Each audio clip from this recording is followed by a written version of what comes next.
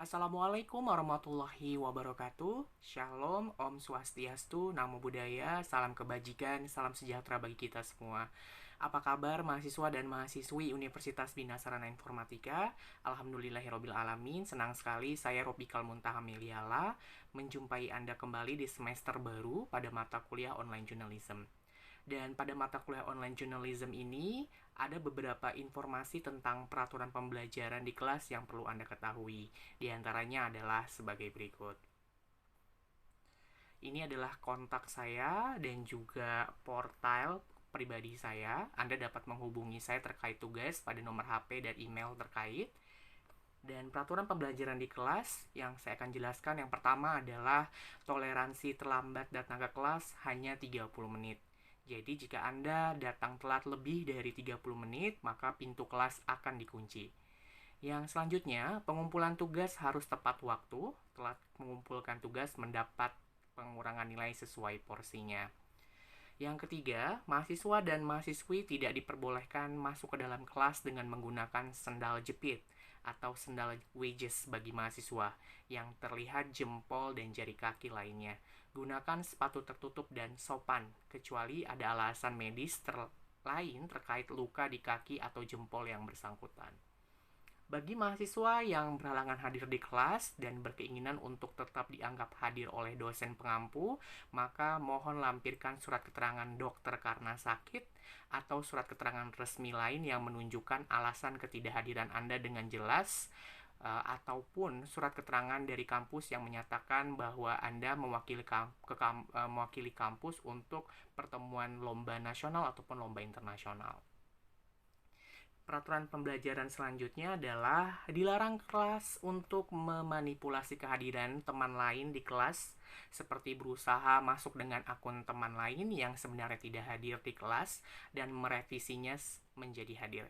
Jika tertangkap basah oleh dosen, maka baik yang mengabsenkan dan diabsenkan dipastikan tidak lulus di mata kuliah ini, karena saya tidak mendidik mahasiswa untuk menjadi penjahat dan kriminal. Terkait absensi karena kita masih menggunakan akun MyBest atau e-learning.bsi.ac.id, maka banyak potensi mahasiswa yang dapat melakukan kecurangan seperti ini. Padahal dia tidak masuk kelas tetapi menitip absen ataupun menitip username dan password kepada teman yang masuk kelas.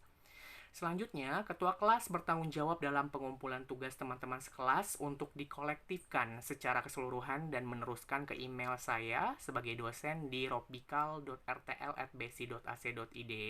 Dan ketua kelas juga bertanggung jawab dalam membuat katalog kelas dalam bentuk link Google Drive satu kelas di akhir pertemuan. Cara untuk daftar kehadiran masih sama seperti semester yang lalu, yaitu dengan menggunakan akun MyBest atau e-learning.bsi.ac.id. Tetapi karena mata kuliah kita bersifat luring atau dilakukan secara langsung di dalam kelas, Anda sebagai mahasiswa dapat melakukan absensi kehadiran ketika dosen sudah masuk kelas dan melakukan absensi di komputer dosen. Selanjutnya, saya akan menjelaskan apa itu online journalism. Online journalism ini adalah mata kuliah workshop di BSI, di mana tidak ada UTS ataupun UAS yang sifatnya teoritis dan mengerjakan soal multiple choice atau pilihan ganda secara online. Jadi UTS dan UAS ini berupa penugasan karya yang ditentukan oleh staf konsorsium dan dosen pengampu. Satu semester terdiri dari 16 pertemuan, di mana pertemuan 1 sampai dengan 7 dilakukan di kelas.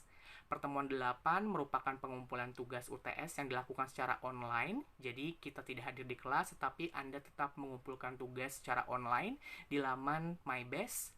Lalu pertemuan 9 sampai dengan pertemuan 15 dilakukan di kelas. Dan perlu Anda ketahui, selepas UTS, setiap individu atau setiap mahasiswa diwajibkan untuk melakukan liputan langsung ke lapangan, lalu membuat naskah beritanya dan menyetorkan foto dan videonya kepada dosen pengampu di kelas yang harus diasistensikan atau dibimbing dan disetujui untuk naik ke laman blog Anda. Dan pertemuan 16 kita jadikan sebagai pengumpulan tugas UAS yang dilakukan juga secara online, jadi tidak hadir di kelas.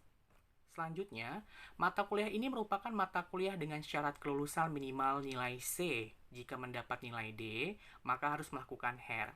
di mana soal HER tidak berada di bawah wewenang dosen pengampu lagi, namun berhubungan langsung dengan staf akademik Prodi S1 Ilmu Komunikasi di UBSI Pemuda Rawamangun Jakarta Timur, yaitu Ibu Nina dan Pak Yuda. Selanjutnya yang saya akan jelaskan di sini adalah kontrak perkuliahan dari online journalism, di mana Anda mempunyai beberapa tuntutan tugas besar untuk ujian tengah semester yang harus dilakukan secara individu, yaitu membuat laporan analisa perbandingan berita di surat kabar, radio, televisi, dan portal online dalam satu topik berita. Jadi, Anda diharuskan untuk menganalisis 5W plus 1H dari topik berita yang sudah Anda pilih. Di mana dalam satu topik berita itu Anda harus mencari bagaimana berita versi TV-nya, bagaimana berita versi radionya, bagaimana versi majalah atau surat kabarnya, dan bagaimana versi dari portal online-nya. Lalu setelah itu Anda rangkum dan buatlah judul baru sesuai dengan versi Anda. Itu adalah tugas ujian tengah semester yang harus dikumpulkan pada pertemuan 8. Lalu untuk tugas UAS sendiri, yaitu ujian akhir semester, Anda dituntut untuk membuat desain produksi dan laporan eksekusi pembuatan portal berita online atau media sosial official Instagramnya, di mana setiap individu wajib untuk menyetorkan minimal 10 berita, di mana harus lengkap dengan foto dan videonya. Jadi ketika nanti Anda memiliki blog yang sifatnya tidak dapat mengunduh video, maka silakan video itu di-upload atau di-upload di media sosial Instagram official Anda.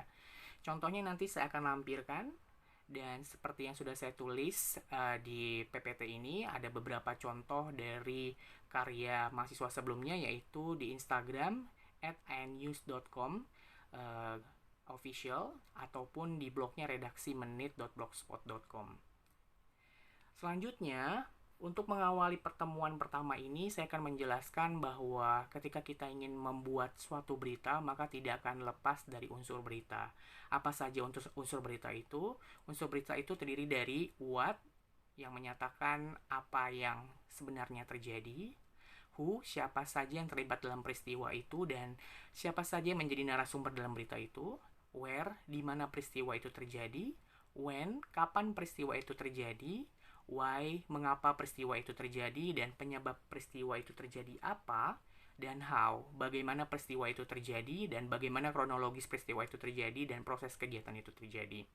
Lalu, satu lagi yang tidak kalah pentingnya yaitu so what. Lalu dampak dari peristiwa itu apa? Nah, hati-hati sebagai seorang reporter nanti ketika ingin meliput suatu peristiwa atau kejadian harus berhubungan dengan nilai berita. Karena tidak semua peristiwa itu layak dijadikan berita. Nah, bagian-bagian dalam naskah berita itu terdiri dari atas judul berita, lalu ada deadline, baris tanggal atau identitas, seperti penyebutan nama kota dan juga nama media massa yang memberitakan. Lalu ada lead, yaitu teras berita atau paragraf pertama yang terpenting dalam berita. Lalu ada body, yaitu bagian tubuh berita setelah paragraf pertama. Lalu ada istilah linkage, yaitu tautan informasi lain sebagai pendukung sekunder berita yang berada pada satu topik. Lalu yang terakhir adalah initial reporter atau penulis berita itu sendiri. Nah, unsur kelengkapan berita lainnya yang tak kalah penting karena kita berbicara di media online atau portal online, maka Anda harus melampirkan juga foto peristiwa yang terjadi. Jadi pilihlah foto dengan angle terbaik dan sesuai atau relevan dengan judul berita Anda. Dan juga Anda diharuskan membuat video dari ulasan berita tersebut. Video yang menggambarkan peristiwa itu terjadi ataupun wawancara dengan narasumber tertentu yang terkait dengan kejadian peristiwa. Berita itu berisi fakta peristiwa atau fakta pendapat. Demikian kontrak perkuliahan yang dapat saya jelaskan pada pertemuan pertama di mata kuliah online journalism. Semoga Anda semua memahami dan dapat bergerak langsung menanggapi ada beberapa tugas besar yang akan menjadi tantangan Anda selama satu semester ke depan. Terima kasih atas waktu dan perhatiannya. Assalamualaikum warahmatullahi wabarakatuh.